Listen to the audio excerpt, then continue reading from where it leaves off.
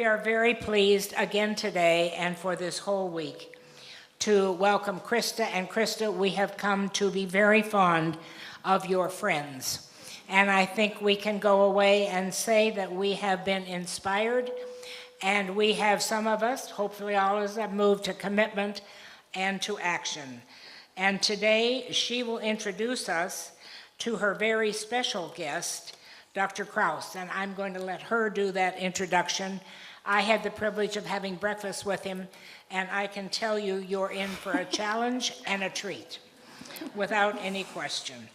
Let me once again thank the Lewis Miller Memorial Fund for their commitment to Chautauqua over the many years since its very beginning, and especially for their support of this program. So let us give a warm welcome to our guests and ready ourselves for a program.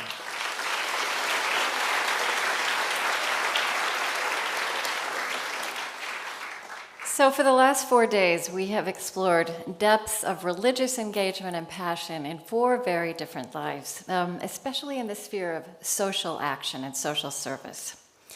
Public theology has a long history at Chautauqua, and in earlier generations, that meant a voice like Reinhold Niebuhr, an authoritative Christian voice in an overwhelmingly Christian culture. In my mind, the individuals we heard from these last few days are the shape of public theology in our time, and that is diverse and dispersed. It's men and it's women, people who are passionately at work in particular spheres of life that are often hidden from the news headlines, and they are Christian and they're not. The physician Abdallah Dar and the Buddhist anthropologist Joan Halifax, Father Greg Boyle's work with gangs in Los Angeles, and Rami Nashashibi's work in the inner city of Chicago. Today's guest takes us in a completely different direction, but one which I find equally distinctive and influential in our time. Lawrence Krauss is a cosmologist, a theoretical physicist, and a public scientist, bringing the learnings of science to the rest of us, to the wider world. So the science-religion debate is well known, and Lawrence Krauss has strong views on that. But in my mind, I'm just going to lay my cards on the table, what science might have to say about God or what religion might have to say about science is not really what either of those disciplines are for. I am, however, fascinated by how scientists in our time, we've talked a little bit about neuroscientists this week, neuroscientists, biologists, and certainly physicists and cosmologists are adding their own insights and questions to realms of human inquiry that religion and philosophy long dominated. Where did we come from? What does it mean to be human? What does the future hold? What is our place in the universe? Science is as much at the center of everyday life as it's ever been. I don't think it would be an exaggeration to say that some kind of science and technology is woven throughout every moment of every day for many of us. And yet, we understand, speaking for myself, so little about it. Someone like Lawrence Krauss, who's helping us understand, is bringing his own 21st century spin on the phrase, which is the theme of this week, inspire, commit, act. Lawrence Krauss is foundation professor in the School of Earth and Space Exploration and the Physics departments at Arizona State University. He's the associate director of the Beyond Center there and director of the Origins Initiative. His books include The Physics of Star Trek, and we will talk about that, don't worry. Okay. Fear of Physics, A Guide to the Perplexed, and in 2012, A Universe from Nothing, Why there is something rather than nothing. This Perfect. Comes right like clockwork, and I was informed yesterday it's a barge. I thought it was a train. Oh, I've seen it. Sorry, it's a steamboat. It's a steamboat, not a barge. Okay. It's a very fancy barge. All right, so tell us. From a cosmological perspective, they're the same thing. It's okay. Okay. All right, I'm glad to know that. As we start, tell us about the origins of your life as a scientist.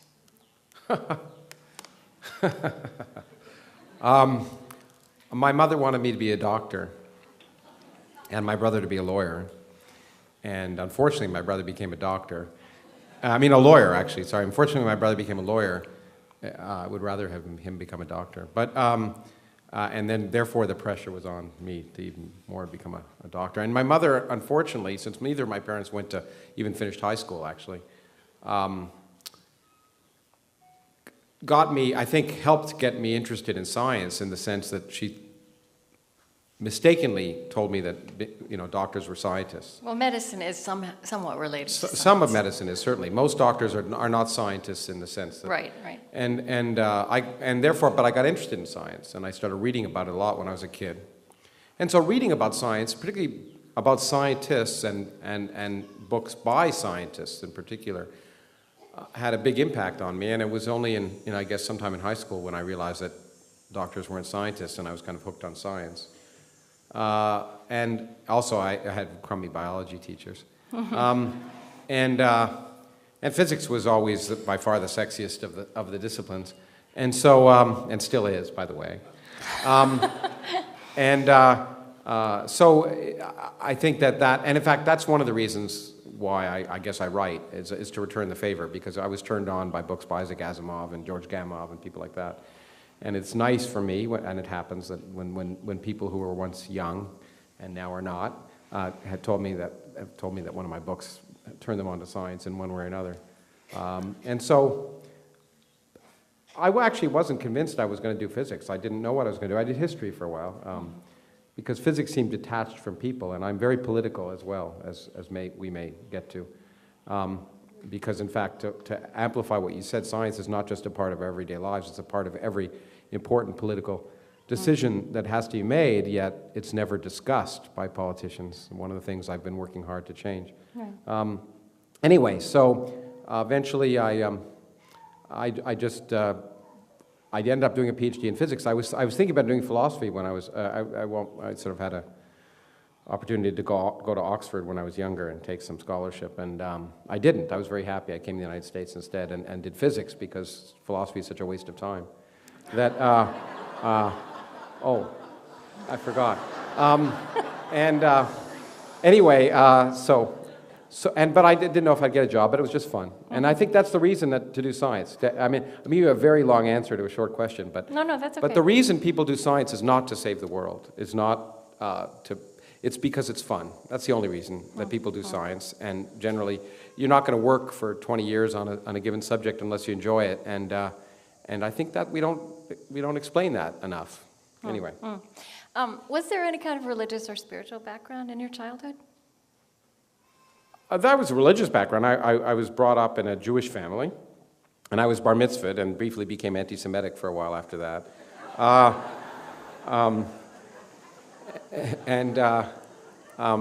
But it wasn't, there was not any much spiritual, there was never, religion was never discussed in terms of ideas. It was more sort of tradition and social obligation. There was never, because I read a tremendous amount when I was a kid, and I still like to, I mean, reading's important to me, and so I read the Bible, I read the Quran, I read a bunch of things when I was a kid, and went through phases where those myths appealed to me, and then I grew out of it, just like Santa Claus.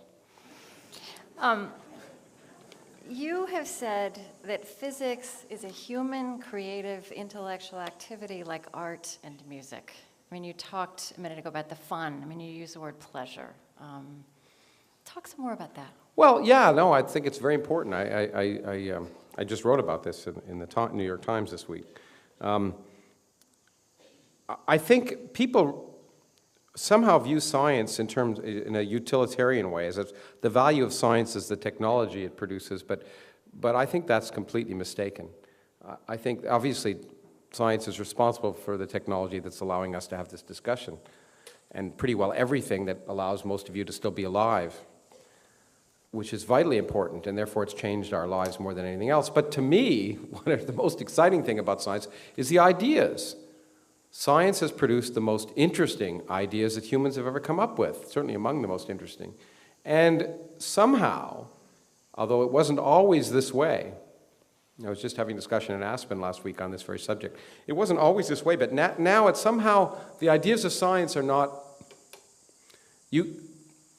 a part of our culture.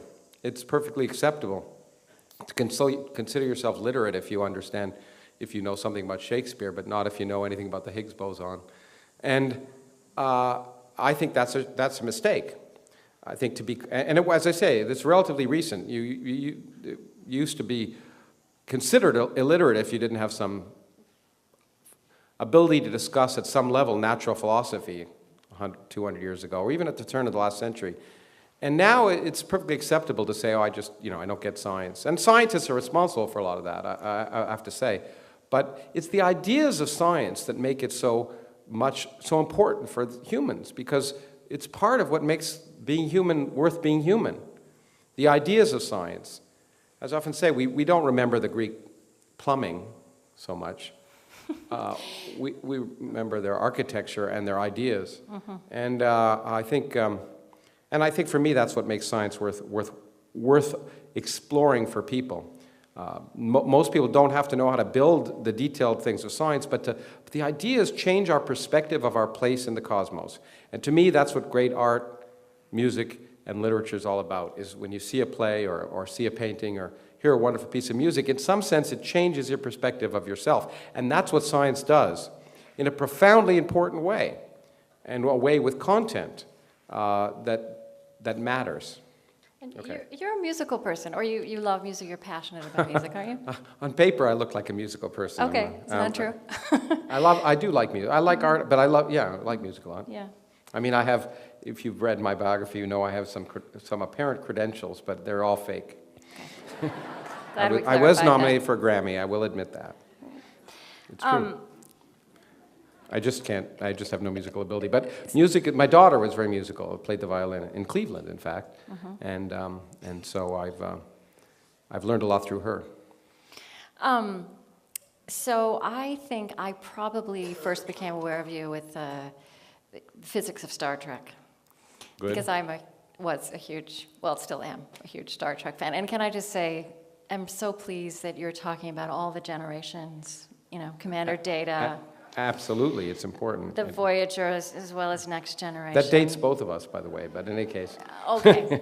And, I think, as I've spoken to lots of scientists over the years, and I don't know, I think sometimes it's surprising to non-scientists that scientists love science fiction. I mean, you wrote somewhere that all scientists, all physicists watch Star Trek growing up. But then as I was thinking about this and thinking about the way you put science in the realm of being cultured and arts, I mean, science fiction is a narrative, imaginative rendering of what scientists do. It's interesting you should put it that way, in fact, because it's really interesting that you put it that way, because people imagine science fiction is an imaginative rendering of science, when in fact science is a far more imaginative rendering of science fiction. And no, it's somehow, that's the point. Creativity is not something, and imagination are not things that are normally associated with science, except Richard Feynman, who I did write a book about, yes. Said, science is imagination in a straitjacket. And it's far more difficult to conform your imagination to the evidence of reality than to invent your own realities. In fact, that's religion as an example. And I'll wait for the we'll response. Get to it, but I'm just not going to go there yet. Okay? But anyway, no. So I did like science fiction until I discovered that science is much more interesting than science fiction. The universe continues to surprise us in ways that we would never imagine, which is by the way, why I'm a theoretical physicist, but science and physics are empirical disciplines. And if we just thought about the universe, and again, to not be completely facetious, philosophy was an example of that. If we just thought about the universe, we'd come up with the wrong answers.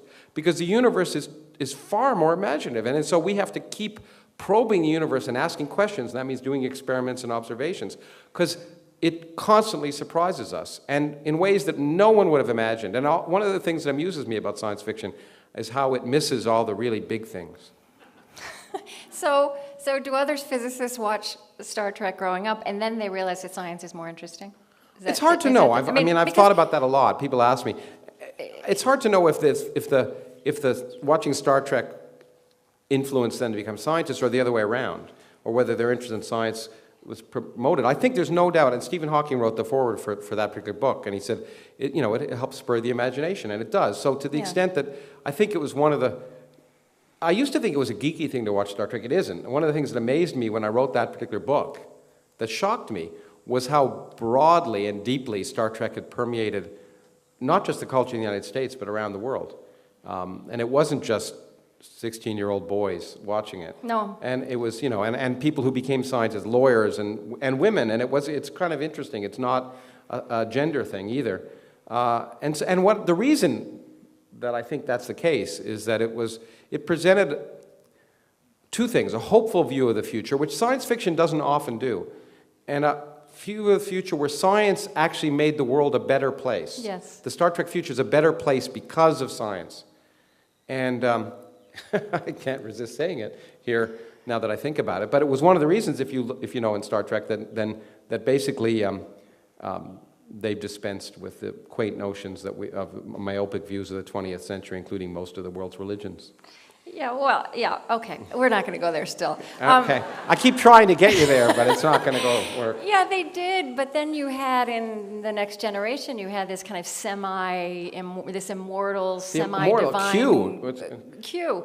We one of my favorite characters. This is too inside baseball. I mean, but, just to this point that Stephen Hawking did write the foreword to your Physicist of Star Trek, I mean, there's an episode of Star Trek The Next Generation where he was in the show, and sure. He was together with Einstein, who obviously was not there in person, although maybe he can bend space-time that much, I don't know. A couple of others, and Stephen Hawking wrote in the foreword to your book, I was very pleased that Data decided to call Newton, Einstein, and me for a game of poker aboard the Enterprise. So we have to go on, Stephen but well. I wish we could talk about this for an hour. That's the reason he appeared on the show. I'm sure it was one of his requirements. And as you've pointed out, often, like literature and the arts, science is getting at origins. Who are we? Where do we come from? Where are we going? So, but in a very different way than religion approaches these things, or philosophy, or the arts. So, as a cosmologist... I'm biting my tongue. Yeah, I know. No, but I just want to hear from you. Like, as a physicist, how do you approach the question of origins? What are you looking at? What are you exploring? Well, I think I'm exploring the same questions that people have had since people have been people. We all want to know where we come from, how the universe originated, how it'll end, what we're made of, and that naturally does lead to questions of is there purpose and are we here for a reason, I think. But those aren't science Those aren't questions. scientific questions, Yeah, and in fact, that's what I was just going to get at. They're not scientific questions. They presume, in fact, most people, I've gotten in a lot of trouble from some philosophers recently because I use the word why. Why is there something rather than nothing? And in fact, as I say very clearly in the book, why questions don't mean anything. They're content-free. Any of you who have children who've been asked why, when ultimately the only answer to that is because, and that is also content-free. Because why presumes purpose. Whenever we say why, we really mean how, at least in science. In science, yeah. And it's true, and that has content. And we say, when we mean why in religion, we're presuming the answer before we ask the question. We're presuming there's purpose. There must be a reason for our existence, otherwise why? And science doesn't make that presumption. And the remarkable thing is science finds the universe works pretty well without that presumption. And so when we ask the why, as we used to ask, we can ask the question, why are there 9 planets? And there are 9 planets, by the way. Pluto is a planet. I don't care what my friend Neil Tyson says. My daughter studied Pluto in grade 4 and did a project on Pluto, and I don't plan for her to go back. And but when we ask that question, we don't, when Kepler asked the question, say, why are there 5 planets, he might have meant there was some divine purpose. He would talk about the Platonic solids and all that. But now we've changed the meaning of that because we realize that there aren't 5, not only are there not 5 planets, that there's nothing special about 9 planets. There are solar systems around most stars we see. We discovered 2,000 planets already. And so the question really means, how are there 9 planets? How did our solar system arise? Is it different than other solar systems? Is it natural to have an Earth-like planet? Could there be life elsewhere? Those are productive questions. And so science changes the kind of questions we ask by changing the meaning of words because we learn things. We change the meaning because we understand the universe and we make progress. And I would argue that's why science, it's nothing wrong about changing the meaning, it's because there's progress in science, unlike, theology. I'm sorry, I keep trying to hope I'll provoke some people here, but what I mean by that is we're forced, science, one of the values of science is to make us uncomfortable. Somehow that's supposed to be a bad thing for many people, being uncomfortable. Being uncomfortable is a good thing because it forces you to reassess your place in the cosmos. And being too comfortable means you become complacent and you stop thinking. And so being uncomfortable should be a spiritually uplifting experience. So I don't mean that science isn't spiritually uplifting. I do think it is, but for the very reasons that the very antithetical reasons to religion, I guess, is the fact that it causes us to feel less comfortable, should provoke us to try and understand what we can do and what meaning we can make in the universe. And so learning that we're more insignificant, or learning that the universe isn't made for us, or there's no evidence that it is profoundly inspiring, or should be. But I really want you to tell me, as a cosmologist, when Why? you think of origins, What- stars, right? Stars that died. The reason I created the Origins Project, or helped create the Origins Project at Arizona State, and the reason I moved there to lead it is all of the interesting questions that I can see in science, and to most part in scholarship, beyond science, have to do with origins. The questions at the forefront of every field are origins questions. They're really the heart that you're trying to get at. In the case of the universe, how did the universe begin? What was, are we the only universe? What happened before the Big Bang? All those origins questions. But we study everything from the origins of the universe to the origins of life. Origins of life questions are profoundly interesting from a philosophical, but more importantly from a scientific perspective right now. The origins of consciousness. If you think of the frontiers of human investigation, they inevitably involve origins. And we've been pushing those origins questions back. And that's the great thing about science. The origins questions 200 years ago, when Darwin asked them, would have been very different. I remember Darwin in Origin of Species said, I think it was in Origin of Species, it might have been the Descent of Man, said, he never talked about the origin of life, by the way, right? He talked about the origin of the diversity of species. He never talked about the origin of life itself. And even once he just poo-pooed it. He said, origins of life, you might as well talk about the origins of matter.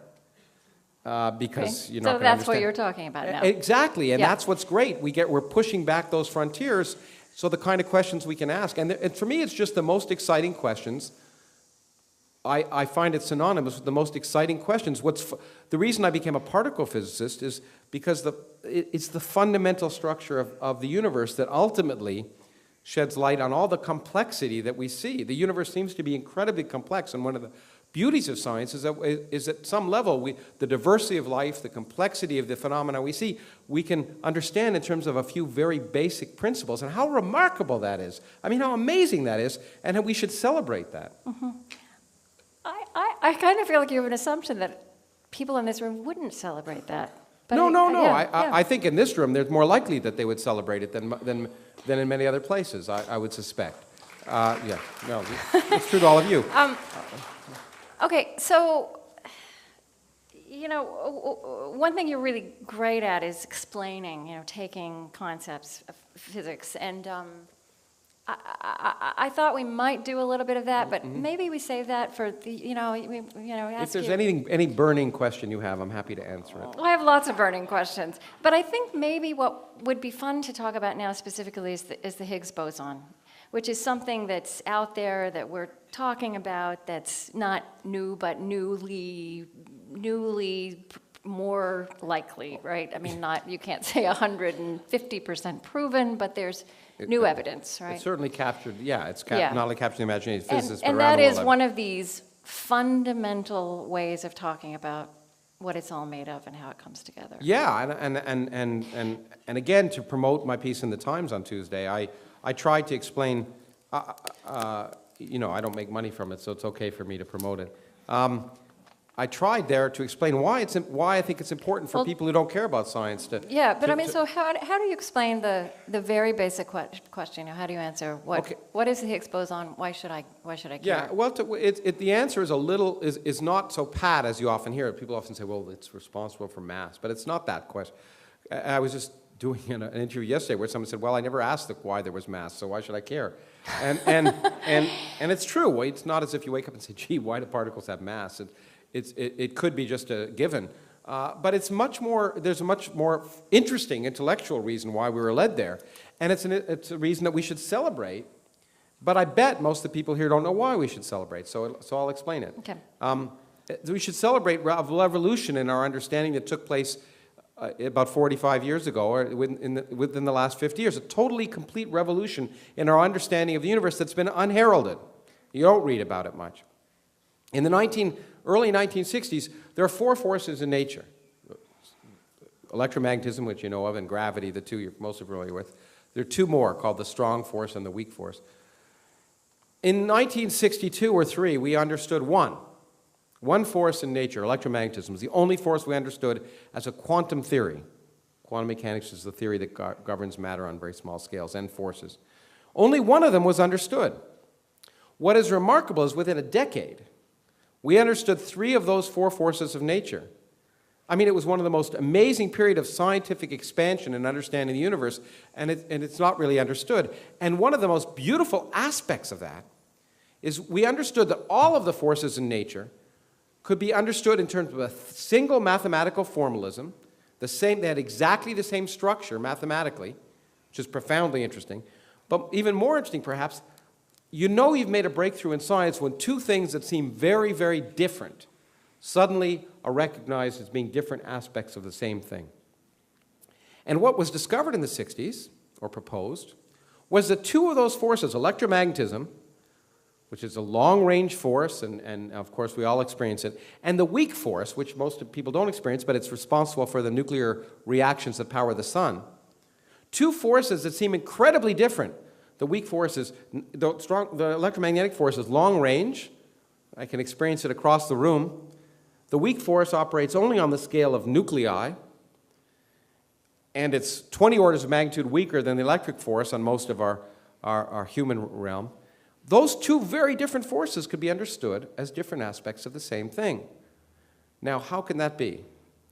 I'm going to take a little bit longer. I hope you don't mind. That's fine. Okay. Well, it turns out in quantum physics, in quantum mechanics, we understand forces by the exchange of particles. We experience the electric force, static electricity, by the exchange of particles called photons, particles of light.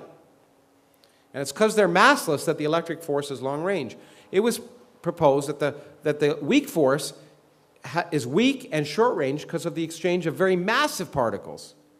And that was proposed in the 1960s, and those particles were discovered at CERN, the same place that just discovered the Higgs boson, 25 years ago. But how could, therefore, a force that has massive particles, be the same as a force that has massive particles? Well, they could be the same if at a fundamental scale, all the particles are massless. They can be described by exactly the same mathematics. And then what happens is the mass of the particles that convey the weak force is an accident. It's an accident of our existence. If, and this was what seemed too good to be true, if this invisible field permeates all of space, you can't see it, but if the particles that convey the weak force interact with that field and get slowed down like swimming through molasses, get retarded because of that interaction, they act like they're massive. Whereas the photon doesn't, and it remains massless, then everything would work. And it just seemed too good to be true. It seemed too good to be true for me. Okay, so it's like this.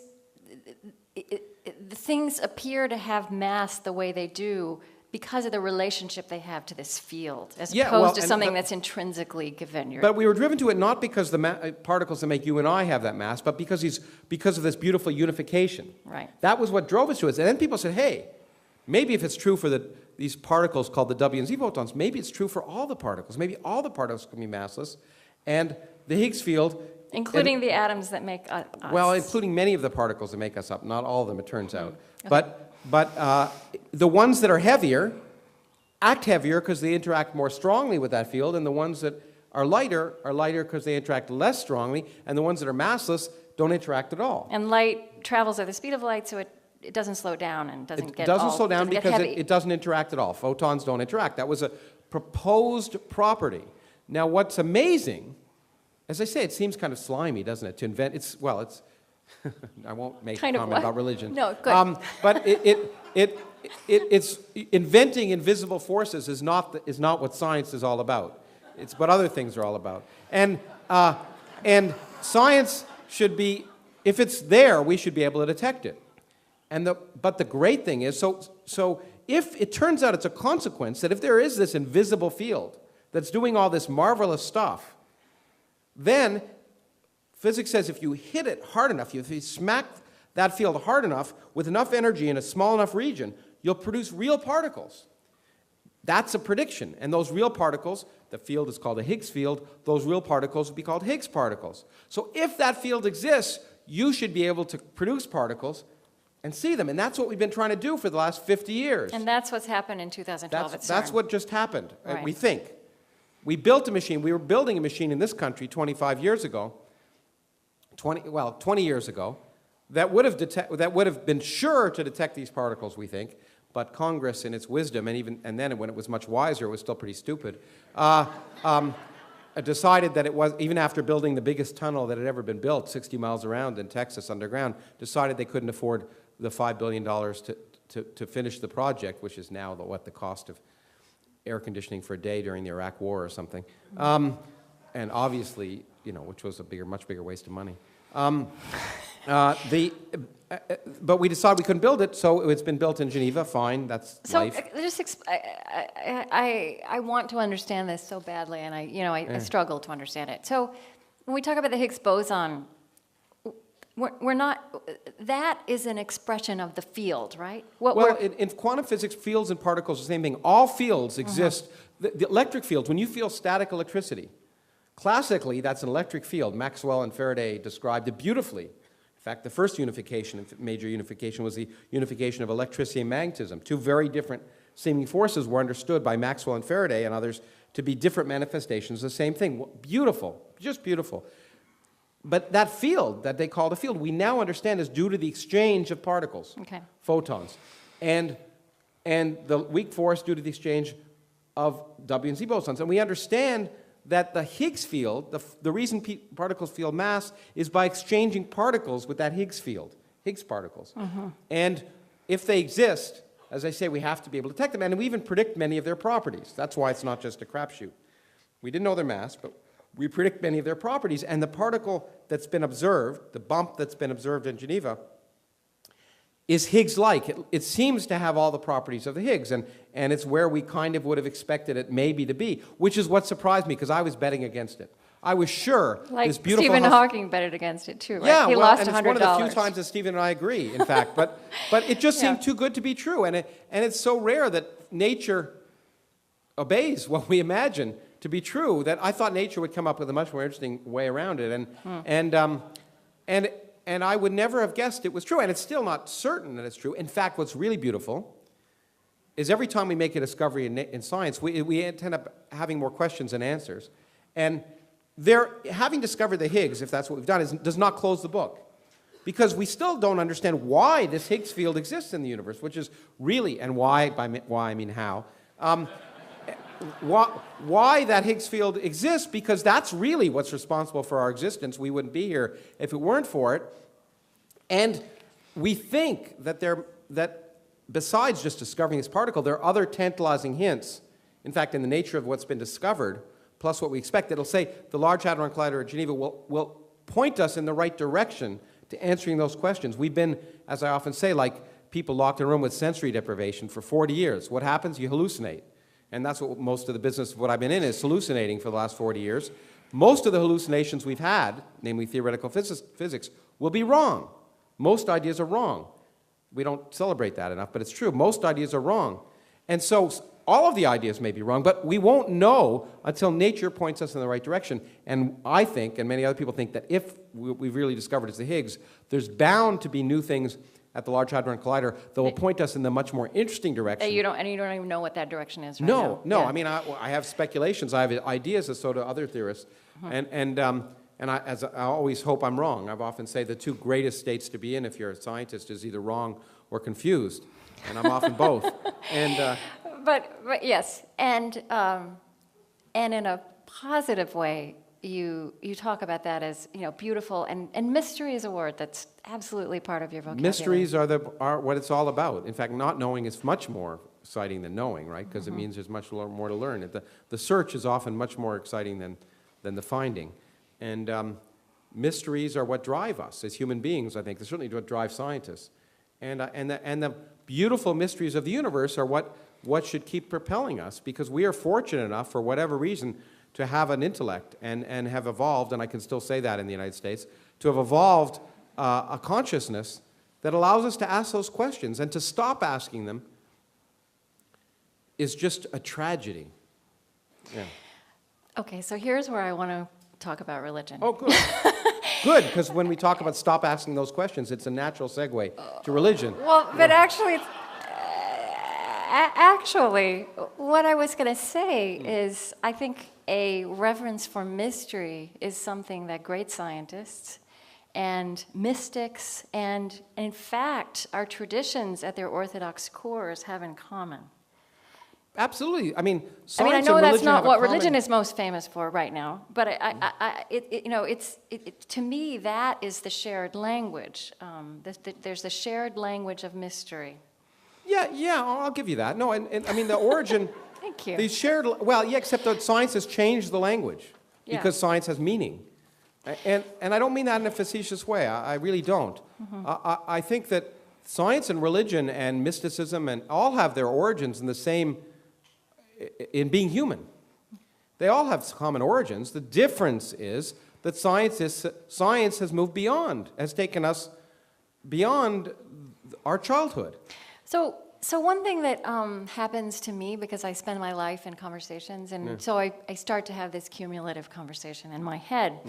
And so a couple of people I was thinking of as I was reading you and kind of getting inside your head. By the way, I think I talk about my interview methodology as the Vulcan mind meld method. Excellent. Okay, so that I try to, your thoughts to my thoughts. I try to just know everything I can, so I'm kind of have an idea of how someone thinks, not just what they know. Good. I want you to know the earth moved for me as well. That I'm what? Okay. No, it doesn't matter. I'm just, anyway. I didn't hear that, and I'm not going to ask That you won't to- get into the radio program, Okay. I'm sure. I didn't hear it. And, okay, so two people I thought of. One is, I think a lot of what you're arguing with in religion, a lot of religious people would argue with too. And, but I kept thinking of a geneticist, Lyndon Eaves. Do you know him? He's done a lot of the biggest long-term studies of twins. And he's also an Anglican priest. And he said to me that when he was in his laboratory, religion most of the time had no place there. He said, I hold it at bay. And at the same time, when he's sitting at the bedside of somebody who's dying of cancer, science has nothing to say in that moment. There's meaning. Oh, I disagree about that. I think, I know always people say, in fact, a very famous biologist said, the minute I go in the lab, What does I'm an science atheist. have to say to death, to dying? Not to the biological breakdown of a body, but to the existential moment of dying. I think it has a tremendous amount to say. It has to say to us that, first of all, it has to say what dying is. What is dying? No, What's yeah, the process okay, there's of dying? that. There's that. No, I no, know. because we're all going to experience it. And I think a realistic assessment of what the process is helps us understand what we're going to experience and try and make sense of it. But what It seems to me you can't make sense enough to make even an ethical or moral decision without understanding the basis in reality. You can, of course, but when you do, when you make your ethical and moral decisions without a basis in reality, then you end up with the Republican Party. No,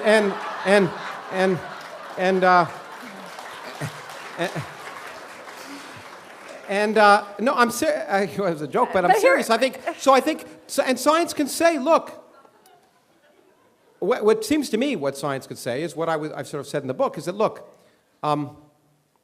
there's no, so people are going to say, if what I'm about to say is going to sound awful, And I'm not going to go to someone's bedside and offer this. Okay, it's up to them to decide if they want to look at these things. But we should at least offer the possibility of that knowledge. That there's no evidence, in fact, every bit of evidence that there's no afterlife, that you're here, but in fact, the meaning of your life is the meaning that you make. And in your life, you've made incredible meaning. You've created love for other people. You've brought up children. You've created new knowledge. You've allowed people to have livelihoods. And that meaning has made your life worthwhile, and enjoy every second of being alive. And if you and death is a sad but necessary part of being alive. And that may not sound like the same comfort of saying that you're going to have eternal life and you're going to be with your family. I don't think Linda Neves is talking to people about eternal life. No, but I don't see why that's any less comforting than. But what you just said isn't science. Yes, it is. It's saying there's no evidence. I mean, here's what we're saying is that. But can't put meaning under a microscope. You can't shoot particles at it in the Large Hadron. No, but I don't understand what meaning is till I ask the questions of how the universe behaves. And look, there could be. We can never disprove purpose. But so I can never say there's no purpose to the universe. I could just say the universe behaves as if there's no purpose, but that may just mean I'm missing the point, as a lot of people may think. But there could have been, but you can answer it in the positive. But there's no evidence. The stars tonight, if the stars tonight realigned themselves and said, "I am here," in Greek, presumably, ancient Greek. Then hey, I'd say, maybe there's something to all this. Yeah. But in the absence of that, I can't. As Bertrand Russell said, I can't disprove that there's a teapot orbiting Jupiter. I can't. There's no evidence of it, and it's highly unlikely. And I think providing that reality check is useful to people, not just when they're dying, but when they're alive. It seems to me. Some people say that religion gives meaning to their lives, but to me, the knowledge that the meaning we have is the meaning we make should inspire us to do better. And so I personally think that every single thing that religion provides, rationality, empiricism, and science can provide, and not only that, it can provide it better. Anyway. Well, what do you know? So the other voice that was in my head was somebody who's, I did not interview in person, Rabbi Abraham Joshua Heschel. He died. I know of him. I knew his daughter. Oh, did you? Yeah, Susanna. But, he talked a lot like you do about radical amazement, that the whole point of life is to be surprised, and to be surprised over and over again, and that spiritual life is about learning to be surprised. And here's something he wrote. It is customary to blame secular science and anti-religious philosophy for the eclipse of religion in modern society. It would be more honest to blame religion for its own defeats. Religion declined not because it was refuted, but because it became irrelevant, dull, oppressive, insipid. This is a rabbi from a long line of rabbis. Yeah. When faith is completely replaced by creed, worship by discipline, love by habit, when the crisis of today is ignored because of the splendor of the past, when faith becomes an heirloom rather than a living fountain, when religion speaks only in the name of authority rather than with the voice of compassion, its message becomes meaningless. And I just read that because when I read you talking about religion, and I really don't want to debate it because... No, there's no debate. I think we're having a discussion. Yeah, I do too. I feel like, I'm not sure if you've been exposed to that kind of religious voice, which I think would enjoy a discussion. I mean, it's a brilliant statement. And wisdom is not the province of scientists or of anyone. I mean, and that's a wise statement. Wisdom comes from experience and knowledge, and understanding history and understanding the universe. The reason to know things is in some sense to reflect on them and become wiser. And it's not the province of anyone. And people seem to think I suggest it's the province of science. Science is the raw material that provides the basis of wisdom, and for some people, and so I don't want to stereotype religion per se. And I often quote, they're brilliant statements. I've often quoted them. I've gone into many places, in fundamentalist colleges and Fox News and the same thing. You know, and I quote Moses Maimonides and St. Augustine. I mean, they're brilliant statements, you know, and my favorite statement of Maimonides is more or less paraphrased that, you know, as he said, the scriptures are absolutely true, but if your interpretation of the scriptures disagrees with the evidence of science, you should re-examine your interpretation of the scriptures. And there's a lot of wisdom in all of that. And I think that's, but what I'm amazed about is when someone as wise as that rabbi, Heschel. Mm-hmm. yeah, says those things. What I don't understand is why they need religion or the doctrine. I mean, if you're a rabbi at some level, you buy into the importance of Judaism. And I have many of my friends. One of their mothers-in-laws is here today. I was just talking to you. Who One of your mothers-in-laws? No, one of their mother-in-laws, okay. Not one of mine. I only have one. They often say, well, you don't have to believe in God to be Jewish. And I say, that's, you know, it's absolutely true, but what's the point? I mean, because the wisdom, there's cultural wisdom. There's beauty in the masses that have been written for the church. There's beauty in the paintings that Leonardo da Vinci and others and Michelangelo and others did in the context of religion. But that's just the response to the culture of the time.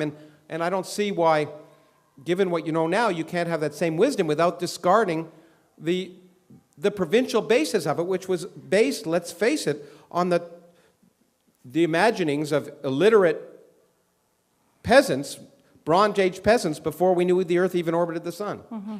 So, you know, and I think Einstein actually analyzed it that way too, and the primitive origins of religion, although he did not believe in a personal God, and his statement about God, statement about God playing dice had nothing to do with God, and Niels Bohr came back and said, who is Einstein to tell God what to do? And, but he did, at the end of his life, become very appreciative of Judaism. You know, he said, Judaism is about life as we live it and can know it. That aspect of religion. But okay. Yeah, no, and so if you accept it as a philosophy, it's fine up to a point, although actually, you know, I have grave problems with it as a philosophy as well. But, you know, there's wisdom in all the writings that humans have come up with at some level, and we should appreciate that wisdom. And I don't mean to suggest we shouldn't open our minds to trying to see those reflections and the potential wisdom, but I guess, as Einstein would have said, I don't see the underpinnings, and he would have, you know, as a cultural thing, he would have said, well, it's important to preserve that culture, and I guess I believe strongly in preserving culture, but culture that's based on productive reality. So one of the things that the other people I've been talking to this week, the other people who've been here at Chautauqua are all religious people who've been working in serving others, right? In compassion and doing much more useful stuff than I do. Well, working with people who need help, and I admire tremendously what but they do. But I just, you know, I think say something. So we've talked a lot that this concept of the other comes up, and the problem human beings have with the other. And it's a problem not just for religion, but for our society. And you have talked about the other in these terms, that we are connected organically to everyone who's ever lived, even our enemies, through the atoms and the oxygen we breathe. I mean, I think that is an example of science throwing this fabulous new light on something that vexes us. Absolutely, in a much more productive way than saying we're all brothers under the skin or something. Because we really are, but it's really amazing. Every time you breathe in atoms from virtually everyone who's ever lived. Every time you take a drink of water, you're drinking the secretions of every slimy thing that's ever been around. And you know, as I said in the beginning of the book Adam, that my mother used to tell me when I picked up a glass of water, don't touch that, you don't know where it's been. She had no idea. But I think that's exactly, to me, what science can provide, is a realistic basis of understanding how artificial and myopic the definitions of us versus our enemies are. We're made of, not only are we made of the same things, we're made of their atoms. And we're made, and every atom that we, in our body, was once inside a star that exploded. One of the most poetic things I know about the universe, that we're all stardust. These are amazing things, and they have content, and they're true. And that, I mean, those three things are great. You can be amazed without either the latter two. But I think when you get all three, it's really something. Yeah. We have to open this up for questions because this is so interesting and we're running out of time. So we have 2 microphones as usual, and I'm going to have to stop the questions at some point. So let's get going. Thank you, Krista. I've enjoyed this. Yeah. Down through the ages. Yeah, thank you. Thank you very much. Thank you very much. Thank you. Down through the ages, religion has always offered hope, redemption, removal of guilt. You offer uncomfort, uncertainty. Doesn't that explain why most people are religious? Yeah, to some extent, but I don't think I just offer that. I think I offer hope. And, and I'm not sure redemption is something that we need. I think science offers hope. It offers hope for making the world a better place in a much more real way. Religion has been very successful for thousands of years at not making the world a better place. And in many cases, and I don't, look, I understand the utility that religion has provided and the hope and the good service that's provided by many of the people who've been here. They're inspired by those things. But I guess the two things I say is that, first of all, that's not just the province of religion. People are inspired to make the world a better place for many other reasons. They can have hope in the future for many other reasons. And so I would say, on balance, that that religion has not achieved those goals in all the time it's been there. And my friend Steven Pinker wrote a wonderful book. It's a long book, The Better Angels of Our Nature, which really discusses the reduction in violence over human history, which is amazing because we all have this presumption, we're talked about terrorism and all this nonsense, and we're taught to be afraid because it's very effective to control people who are afraid. But in fact, you can show in very good ways, as he has, that violence has significantly reduced over time. And he argues, I think pretty effectively, that one of the reasons for that is the rise of rationality and the Enlightenment. Not because people are more religious. In fact, happily, people are getting less religious all the time. And it's true. It's a statistic. People are getting, no matter what, in this country is a very religious country, but the statistics are going down all the time, and there's a time when you imagine it might hit zero. And I personally think, at that time, if it ever happens, and I'm not convinced it'll ever happen, we're all hardwired to want religion in many ways, from an evolutionary basis, but that the hope and the lovingness and kindness will in fact increase instead of decrease when that happens. At risk of, but I really don't want to. I want to lodge this, that I don't equate drop in institutional affiliation with a lack of religious or spiritual depth, and I think that's the quibble I would have with that statistic. I would argue, and I'm not a big person. I didn't know if we'd get into spirituality. It's a term I never really understand, but I think you're absolutely right, and I think what I would like to see is that science and reality provide the spiritual fulfillment that we need as human beings, and I think it can, and people can disagree with me about that. Okay, next question. How do you define love, and from where does it come? Well, first of all, I'm not an evolutionary psychologist or a neurologist or a neuroscientist, but I think it comes from my understanding and my effort to understand that suggests it comes from many different areas. It certainly comes from chemistry, hormones, and not just sexual hormones, but many other aspects of what drives our perceptions of ourselves and others. It comes from logic as well. It comes from understanding. It comes from the effort to understand someone and find that they somehow mirror everything you like about nature, that everything you admire and respect. I'm deeply in love right now, and I think the reasons for that is that the person I'm deeply in love with reflects all of those aspects of the universe that I admire. But I also realize that there's many other aspects, physiological and chemical ones, that drive that. And I'd be a fool to think that I wasn't also driven by those physical processes. Do we understand all of it? No. But that's the great thing. Not understanding it is wonderful, because it means there's so much more to learn about what drives us as human beings to understand ourselves. And maybe when we do, we'll be better at love. Yes. Thank you. Can you explain to us what dark energy and dark matter are, and why, how it's important to us? And you have about 2 minutes for that. Well, they are almost everything in the universe. Let me make it quite clear that you are indeed far more insignificant than you ever imagined. Not just you, but you, not me, but all of you. No, all of us.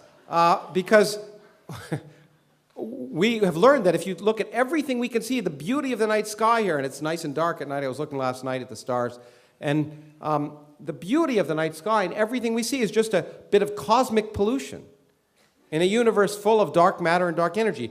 99% of the universe, 30% of the universe roughly, is this dark matter, which is made, we're reasonably convinced, of some new type of elementary particle that doesn't exist here on Earth.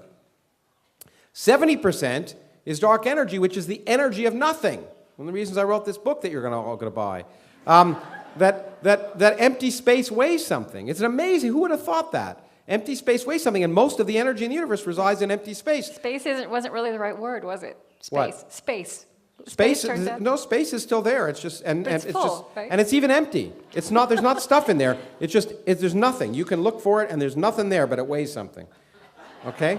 And Well, you say nothing is not nothing is something. Well, there's nothing there. You tell me what you think you should find there, and I don't find it. But it weighs something, and that's meant. And what it really means, Chris, is that it changed what we mean by nothing. Right. But there's nothing wrong with that. Science changes what we mean by things all the time, as we learn. That's what learning is all about. We change the meaning of things that we thought of before in a rough and in love. We may change what we mean by love when we understand it more, or morality, or lots of other ideas that are at the forefront of our understanding. But to get back to your question, so that's the dominant stuff in the universe, and everything we see is 1%.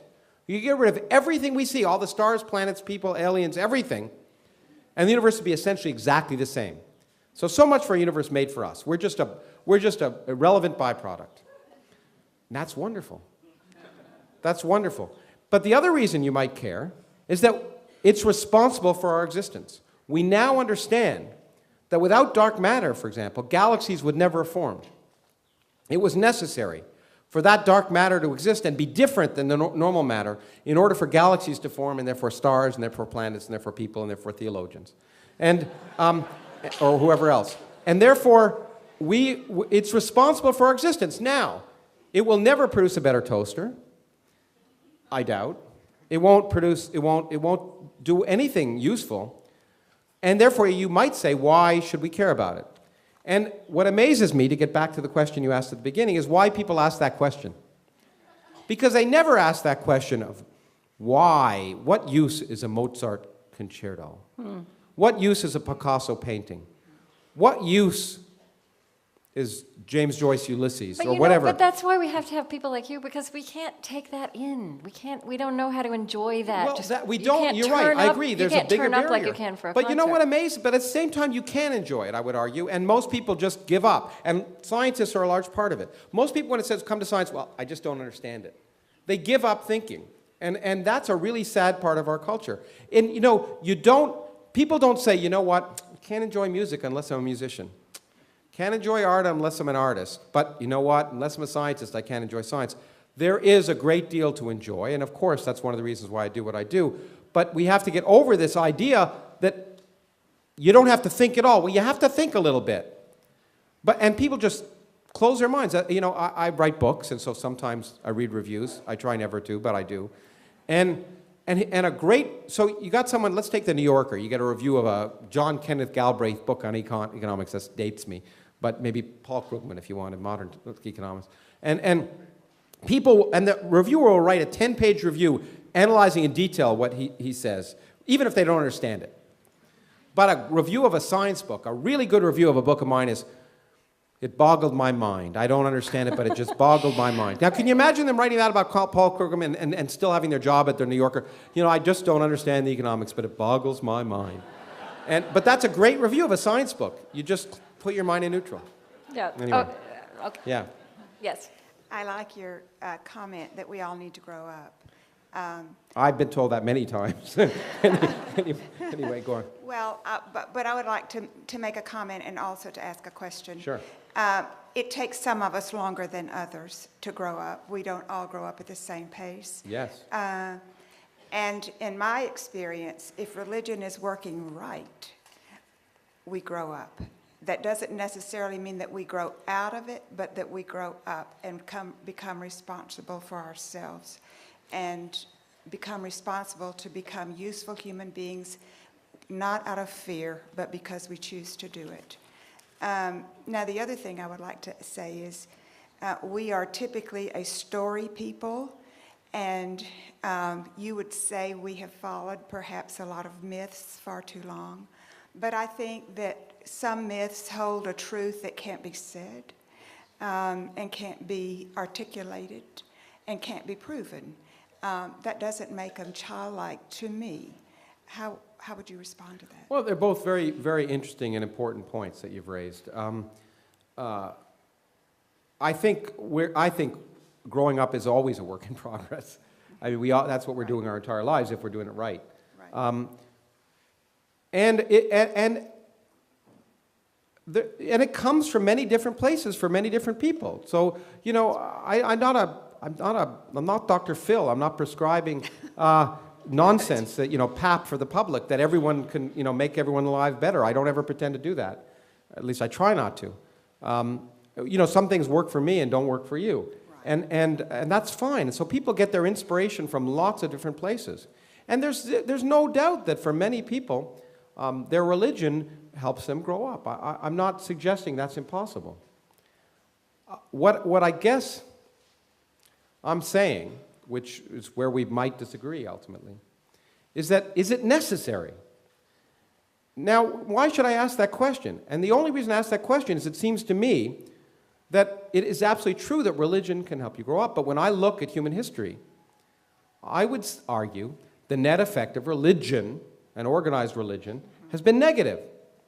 And therefore, is it a necessary component, or are there alternatives to building a society where people don't need that in order to grow up? And I would like to think of alternatives to creating such a society.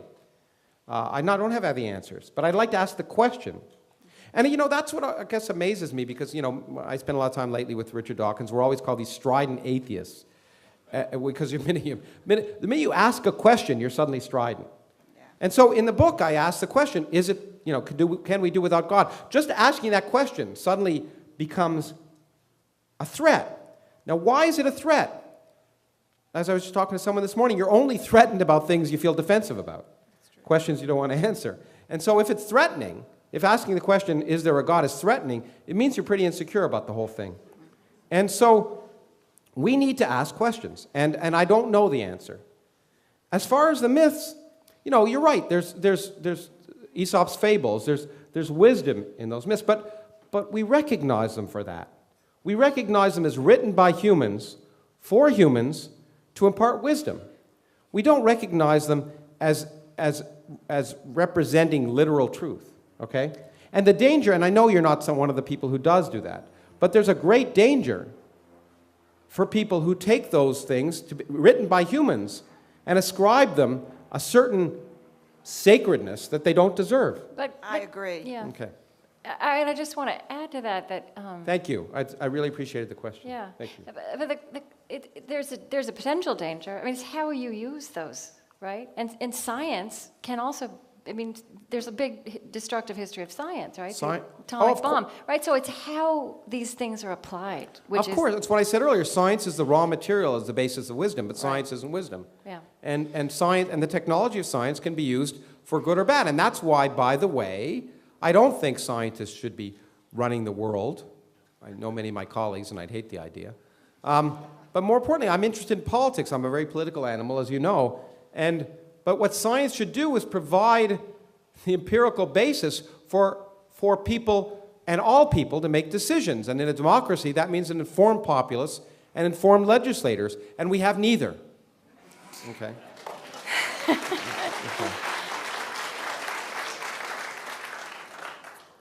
So I feel like I have to confess first that I'm a rabbi. Okay. But, I you know, forgive you, or whatever I'm supposed to. okay. No, I That's was on never stage been a with the response Jesuit. I've gotten before. Yeah. I have no interest, actually, in convincing you at all that religion is important, because it works for me, yeah. but it doesn't work for you. So, hey. And I don't proselytize. I have no interest in convincing you that religion isn't important. I just want people to understand how amazing the universe is, and what they take from that, they'll take from that. My interest isn't in destroying religion. Although I do think that would be a good thing, but it's just to explain the world the way it is, and hopefully that'll lead to a better world. Right, so that actually leads right to my question, which is, hearing you describe the incredible complexity and vastness of the universe and all the intricacies of it, and then I think, okay, so it sounds like you really believe that if we fail to appreciate that we have somehow not lived a meaningful life. Would you say that's accurate? I don't know whether meaningful. We've missed out We've missed on one of the wonderful things about being human. I don't know whether I describe meaning, but I think you're right. We missed out. We've missed out. So then my question is, outside of religion, what mechanisms are in place for people to cultivate a regular appreciation of the universe? Well, look around this community. I mean, I think the mechanisms are art, literature, music, and science, and I think and all the other aspects of human culture.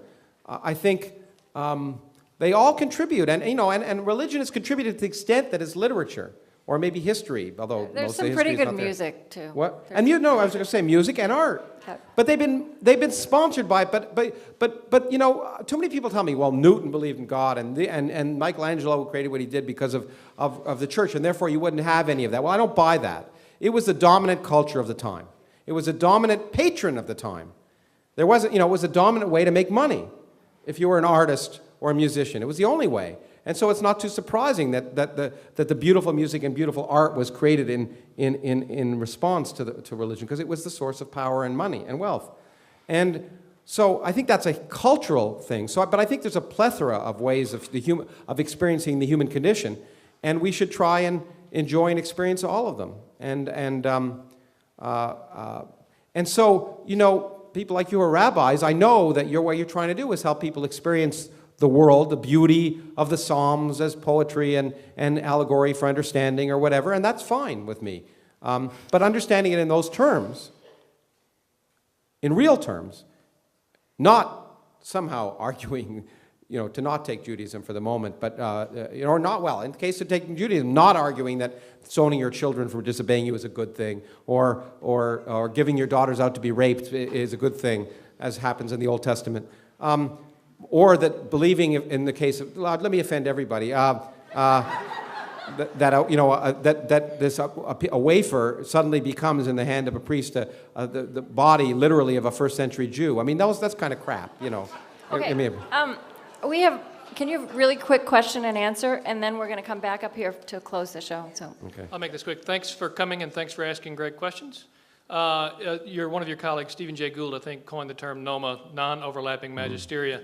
And in today's political culture, since you're a political junkie, how do you reconcile NOMA with today's political climate and the rise of the religious right? Well, I think, like many things Stephen Jay Gould said, that was wrong. And I don't believe they're non-overlapping magisteria. They are. There is a tension. If there wasn't a tension, then people wouldn't feel defensive, and there wouldn't be this kind of dialogue. There is a tension between science and religion, organized religion at least, and there are real threats. People in this country wouldn't feel threatened about teaching children about evolution if they didn't feel it threatened their faith. It shouldn't. Well, maybe it might. The difference between me and my friend Richard Dawkins is he feels it should threaten your faith, and it will threaten your faith. And my feeling is that that's irrelevant. If it threatens your faith, there's something wrong with your faith. And so, okay, you can applaud, fine, okay. But that's the important thing, don't yell at him, okay. So, not on my time anyway. But I think that in that sense, there really is a convergence, and more importantly, science presents knowledge that can threaten faith, and we have to recognize that as a reality, and we have to recognize that when it comes to political decisions, when it comes to decisions about the real world, what we're going to do in the 21st century, what the next president is going to do, science matters and faith doesn't. Okay.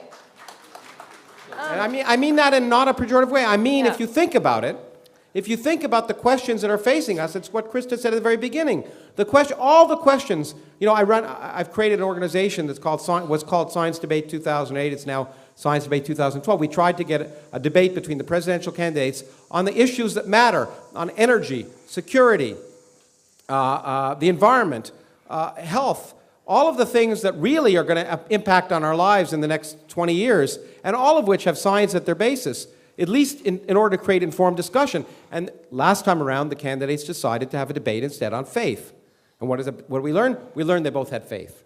And so I think if we want to be informed about the issues that matter, that really the decisions that are going to come in Congress, we have to realize that science is the way to do it. Anyway, So, at least the way to inform ourselves. Yeah. I want to come at this a slightly different angle, just our last couple of minutes. Okay, sure. I think one of the most interesting things that's happening in science, in other parts of science, in neuroscience and evolutionary biology, is scientists putting, taking into the laboratory these virtues of altruism, empathy, compassion, forgiveness, and realizing that these are essential to the survival of humanity, to living in this world of diversity. They're essential to the evolutionary development of humanity. Right, right. And so one way I come to think of these practices, and because our religious traditions are the places we've talked about virtue. Right, a lot of bad has been done, but a lot of good has been done too. And in some ways, I think not the only places. What I object to is that it's not the only place. There's people that say science can't address those questions. It's not the only place. I'm not saying that. But I sometimes think of some of these, the way religious traditions have passed down virtues, theologies, practices, meditation, practices of practical love as opposed to just the love you fall into, as spiritual technologies. Well, to some extent, yes, but they've also practiced stoning women who adulter. Right, so you got to weigh one versus the other. Yeah, but again, Einstein said science in his generation was like a razor blade in the hands of a 3-year-old, and he thought scientists would transcend national boundaries and bring peace to all people, and they invented the atomic bomb. And it hasn't yet. Absolutely. Right. So again, that's the use, that's the application rather than necessarily the intrinsic humans value. are not just rational beings. If we are, the world would be a very different place. We have to recognize our inherent irrationality. Right. But that also is a scientific issue, I think. Well, yes. I guess the one thing I want to say that's probably the most unpopular, maybe, is I find it remarkable for people to say that religion passes on virtues. Okay. Well, so we're not going to. I just think the history of religion is exactly the opposite. All right. We've sat with people this week who are embodying that. And they do, and there are examples of that. And throughout history, there are examples, as that woman said in her insight. For her, it passes on the virtues that makes her a good person. I'm sure. There's no doubt about that. But en masse, I don't think it has. So I want to ask you this. One scientist talked to me about the spirituality of a scientist, and here's how he described it. He thought the spirituality of a scientist was like the spirituality of a mystic, which is that in any given moment you are discerning truth as best you can, and you are also completely aware that You have everything yet to discover. An evolutionary biologist who's not religious recently said to me he thinks scientists need to recover the word spirituality. He said, we talk about it. We talk about the spirit of inquiry. So I just want to ask you, very personally, like, if you did use that phrase, the spirituality of scientists, what would that mean for you? I think you've captured some of it. If I had to use the term, I'd use awe in the wonder of nature and the realization that spirituality isn't having the answers before you ask the questions. And that's the main thing, that real spirituality comes from asking the questions and opening your mind to what the answers might be. Lawrence Krauss, thank you.